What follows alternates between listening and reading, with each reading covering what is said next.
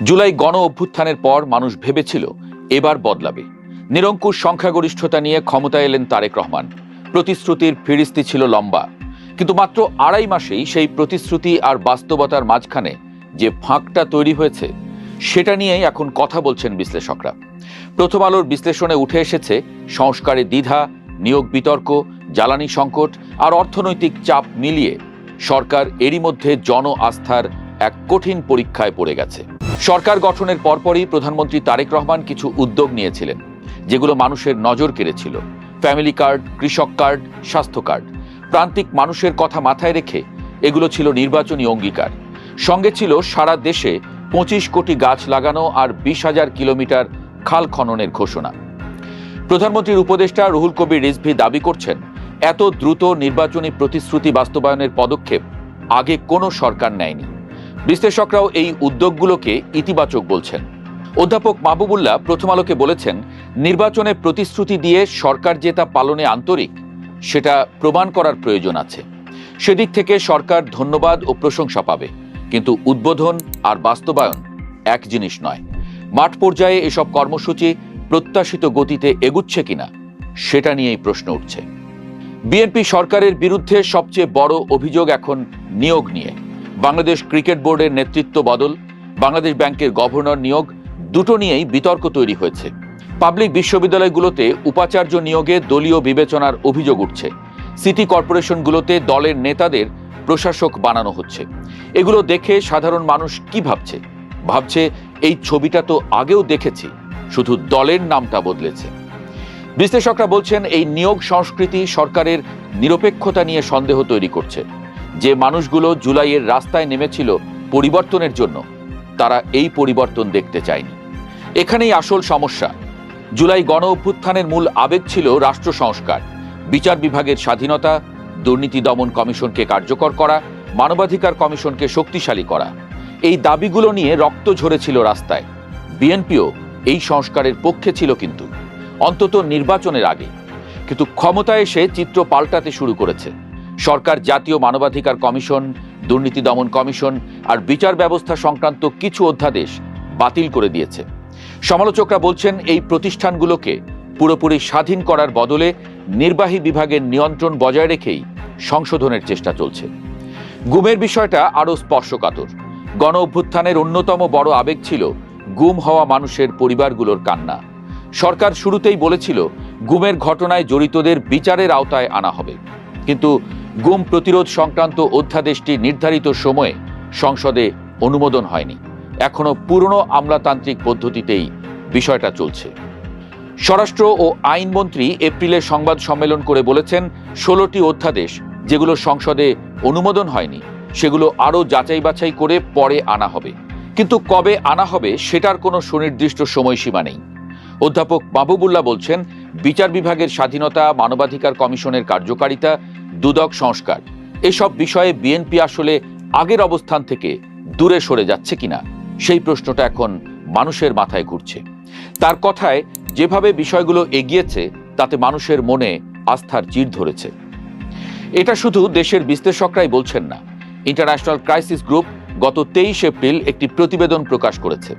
তাতে সরাসরি সতর্ক করা হয়েছে, বিএনপি যদি অর্থবহ সংস্কার থেকে পিছিয়ে আসছে বলে মনে হয়, তাহলে জামায়াতে ইসলামী আর জাতীয় নাগরিক পার্টি সংসদের বাইরে ও ভিতরে সোচ্চার হয়ে উঠতে পারে। তারা সমর্থকদের রাজপথেও নামাতে পারে। রাষ্ট্রবিজ্ঞানী অধ্যাপক রওনক জাহান আরও কড়া ভাষায় বলেছেন, বর্তমান সরকারের প্রথম কিছুদিনের কার্যক্রম দেখে মনে হচ্ছে সেই পুরনো বন্দোবস্তেরই অনুসরণ চলছে। তার মন্তব্য ছিল, সরাসরি এভাবে চললে এই সরকার কতদিন টিকবে সেটা নিয়ে আলোচনা শুরু হয়ে গেছে।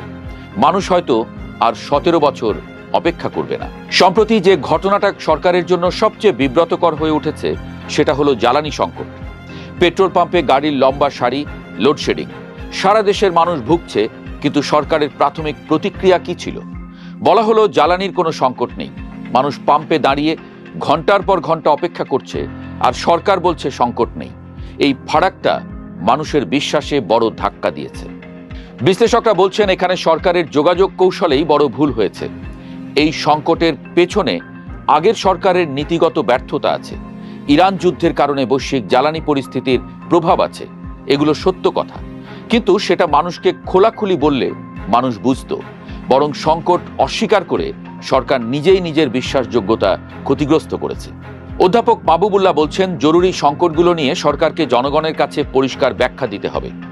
কার্যকর পদক্ষেপ নিয়ে জনগণকে খোলাসা করলে সরকারের প্রতি জন আস্থা বাড়বে। ভেতরের চিত্রটাও পরিষ্কার নয়। একাধিক সরকার ও দলীয় সূত্র বলছে, মন্ত্রিসভায় সমন্বয়ের ঘাটতি স্পষ্ট। কাকে কোন মন্ত্রণালয় দেয়া হবে সেই সিদ্ধান্ত প্রক্রিয়া নিয়েও দলের ভেতরে প্রশ্ন আছে। কাউকে কাউকে এমন মন্ত্রণালয়ের দায়িত্ব দেওয়া হয়েছে যা নাকি তাদের নিজেদেরও অবাক করেছে। এক মন্ত্রণালয়ে মন্ত্রী, প্রতিমন্ত্রী আর উপদেষ্টা, তিনজন একসঙ্গে। এখনো প্রকাশ্যে দ্বন্দ্ব হয়নি, কিন্তু এই কাঠামো সামনে প্রশাসনিক সিদ্ধান্ত নিতে জটিলতা তৈরি করবে বলেই আশঙ্কা। একজন প্রতিমন্ত্রীকে ডেপুটি স্পিকারের দায়িত্ব দেওয়াকে বিশ্লেষকরা দেখছেন তাৎক্ষণিক সমাধান হিসেবে, যা আসলে পরিকল্পনার দুর্বলতারই ইঙ্গিত। বিএনপির দলীয় কার্যক্রমও প্রায় স্থবির। সরকার গঠনের পর থেকে তেমন কোনো সাংগঠনিক তৎপরতা নেই। সংরক্ষিত নারী আসনের মনোনয়ন আর জাতীয় দিবসে কিছু অনুষ্ঠান, এটুকুই। সংস্কার আর সংকটের পাশাপাশি অর্থনীতির চাপও কম নয়। সামনে জাতীয় বাজেট, কিন্তু রাজস্ব আহরণ আর বৈদেশিক মুদ্রার রিজার্ভ দুই দিকেই লালবাতি। সরকার ইতোমধ্যে বাংলাদেশ ব্যাংক থেকে প্রায় 20,000 কোটি টাকা ঋণ নিয়েছে। বিশ্বব্যাংক, IMF বা অন্য দাতা সংস্থার কাছ থেকে দৃশ্যমান কোনো আর্থিক সহায়তার আশ্বাস এখনো নেই। এর মধ্যে ঢাকা বিশ্ববিদ্যালয় সহ বিভিন্ন শিক্ষা প্রতিষ্ঠানে ছাত্রদল আর ছাত্র শিবিরের মধ্যে সংঘর্ষ হচ্ছে।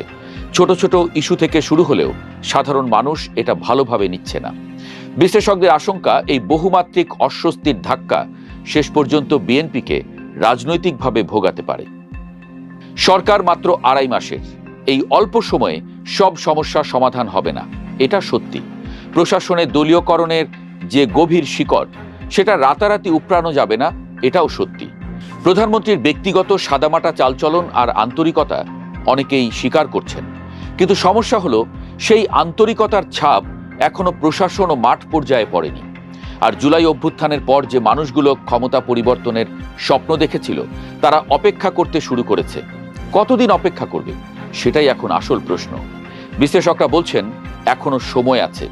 সরকার যদি সংস্কারের দ্বিধা কাটিয়ে সংসদে কার্যকর আইন আনতে পারে, জনগণের সঙ্গে সৎভাবে কথা বলতে পারে, নিয়োগে স্বচ্ছতা দেখাতে পারে, তাহলে এই 2.5 মাসের ক্ষত সারানো অসম্ভব নয়। কিন্তু পুরনো পথে হাঁটলে পরিণতিও পুরনোই হবে।